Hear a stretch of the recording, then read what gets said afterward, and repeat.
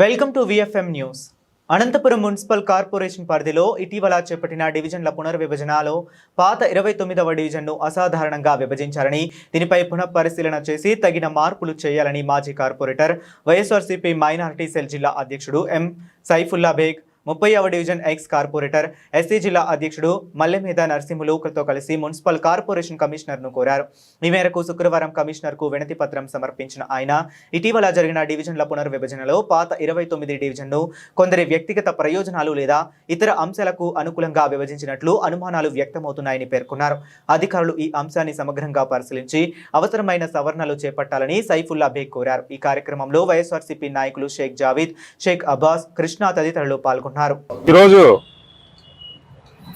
YSR Congress party ex 29వ division కార్పొరేటర్గా నేను ఈరోజు కమిషనర్ గారిని కలవడం జరిగింది. దానికి ముఖ్య ఉద్దేశం, ఆంధ్రప్రదేశ్ ప్రభుత్వం ఈ మధ్య తీసుకున్న ఒక నిర్ణయం, మొత్తం రాష్ట్ర వ్యాప్తంగా మున్సిపాలిటీలు కానీ, కార్పొరేషన్లు కానీ, పంచాయతీలు కానీ డీలిమిటేషన్ చేయాలని చెప్పి వాళ్ళు నిర్ణయం తీసుకున్నారు.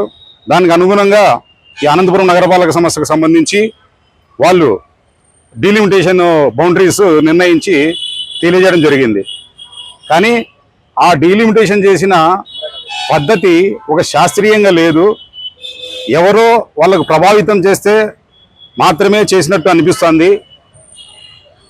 మేము ఒకటి చెప్పదలుచుకున్నాము, 2019లో కూడా అనంతపురం కార్పొరేషన్ లిమిట్లో 50 డివిజన్లు కూడా మేము రీస్ట్రక్చర్ చేసినాం. కానీ ఒక పద్ధతిగా చేసినాము, అందరికీ అందుబాటులో అనుగుణంగా ఉన్నట్టుగా చేసినాం. కానీ ఈరోజు జరిగిన ప్రక్రియ చూస్తే కేవలం వైఎస్ఆర్ కాంగ్రెస్ పార్టీకి సంబంధించిన సానుభూతి పరులు కానీ, మా పార్టీకి ఉండే అభిమానులు కానీ వాళ్ళు మాకెక్కడ మద్దతు తెలుపుతారనే ఉద్దేశంతో అలా కాకుండా ఉండాలని చెప్పి మొత్తము ఇష్టానుసారంగా ఈరోజు వ్యవహరించినారని చెప్పి మేము భావిస్తున్నాము. దీనికి సంబంధించి ఈరోజు కమిషనర్ గారిని కలవడం జరిగింది. ఒక ఎగ్జాంపుల్గా 29వ డివిజనే ఉంది. గతంలో 29వ డివిజన్లో దాదాపు 4300 ఓట్లు ఉండేటి.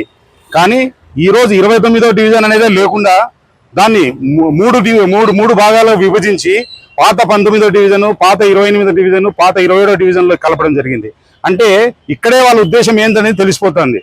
మమ్మల్ని చూసి తెలుగుదేశం నాయకులు అప్పుడే భయపడడం మొదలుపెట్టినట్టు మేము భావిస్తున్నాము.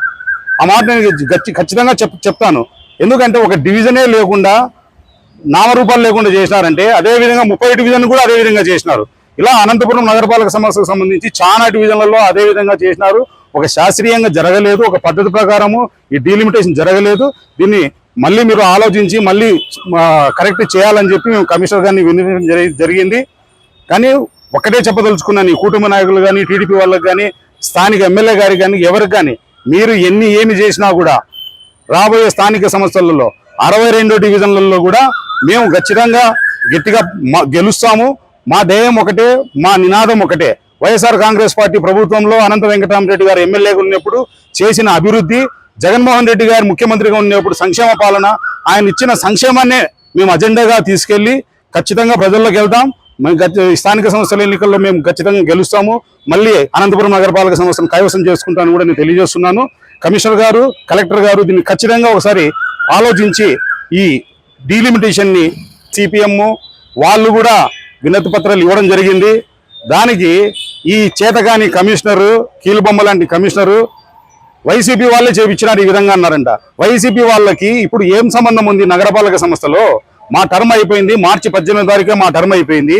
ఈ రోజు నడుస్తున్న కూటమి ప్రభుత్వము ఎమ్మెల్యే గారి హుకుంలోనే ఏఎంసీ నడుస్తుంది. అది అందరికీ తెలిసిందే.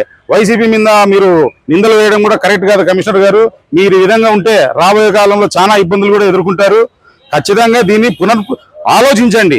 ఏ విధంగా చేయొచ్చు? ఇది శాస్త్రీయంగా లేదంటున్నారు కదా, ఏ విధంగా శాస్త్రీయంగా లేదనేది మీరు దీని మీద చర్యలు తీసుకోకపోతే తదుపరి మేము కలెక్టర్ గారికి తీసుకెళ్తాము. కావాలంటే చంద్రబాబు నాయుడు గారు ముఖ్యమంత్రి గారి దృష్టికి కూడా తీసుకెళ్తానని కూడా మేము వెనకాడమని తెలియజేస్తున్నాను.